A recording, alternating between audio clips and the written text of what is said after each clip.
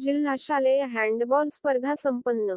तळोदा येथे जिल्हास्तर वर्गाचे आयोजन न्यू हायस्कूलच्या मैदानावर करण्यात आले होते.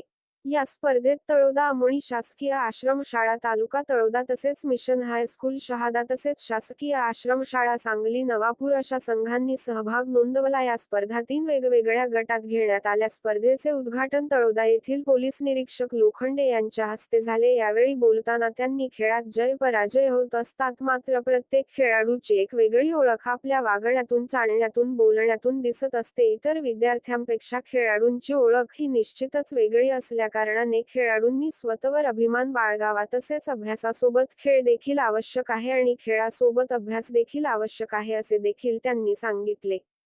यावेळी शाळेचे पर्यवेक्षक एल. महाजन, संकेत माळी, ज्येष्ठ शिक्षिका प्राध्यापक मिनल राणे, प्राध्यापक हर्षदा पाटील उपस्थित होते.